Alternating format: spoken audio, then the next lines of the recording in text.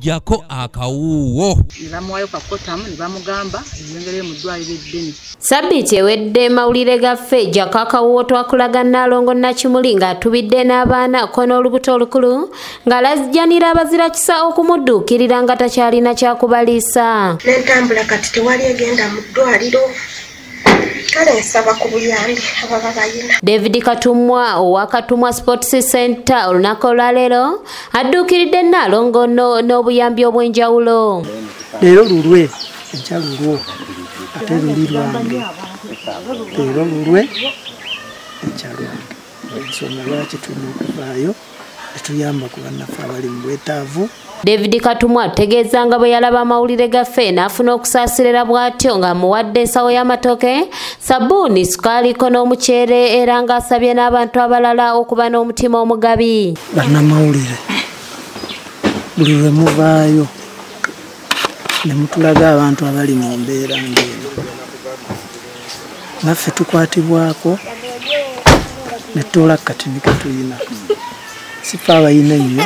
Nalongo mu kwogera kwe yeebazizza nnyo era ne ssentebe w'ekitundu kino naye n'amwebalizaako. Kama omujja abaddizeewo abaweera eddala n'ekyomusinga okwagala abakuume obulamu abagaziyirize. Ogwo nga gukyali gutyo n'abatuuze mu ggombolola y'Egombe mu Wakiso District baddukiridwa n'ettuli emmere nga lino libaweereddwa bannaddiini.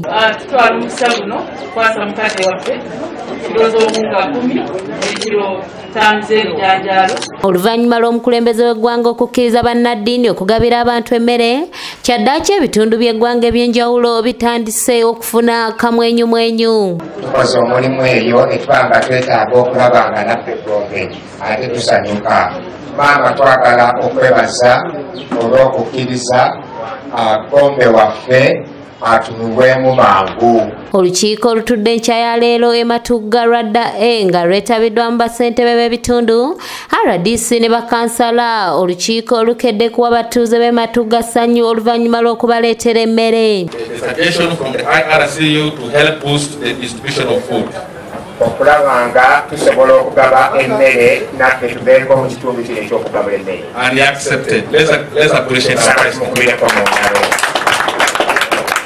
Abakulembeze b'eddiini mu ggwanga leero bakwasiza RDC Mbabazi Justin emmere eno basobole okugiwa abali mu bwetaavu nga n'emmere ya gavumenti we n'abasangira.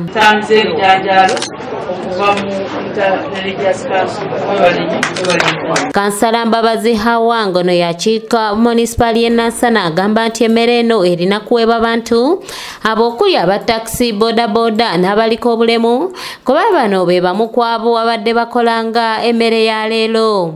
Mbadde mbasaba muwombeefu buli omu ayimuka agenda awaka tumusanzeewo emmere ye neyanzege luno olutalo lwe tulimu lwakuwonya bulamu. RDC Mbabazi Justin yeebazizza nnyo bannaddiini era ne yeebaza n'omukulembeze w'eggwanga ku ngeri gy'alwanyisaamu akawuka ka coronavirus n'asaba abantu okubeera abagumu kubanga n'emmere ya gavumenti enaatera okubatuukako. Emmere gye baleese olwaleero bassentebe abali wano si eri eya gavumenti endala gye mumanyi kubanga twogerera Nansana municipality juzi twalonkinze wali mu Nansana division era yatandise bali mu kugaba. Ajje Samuel yakusakidde eggulire lino ku lwa ABS television. We request that the LOCs together with our religious leaders will help us identifying those areas that need help, and when we come to our area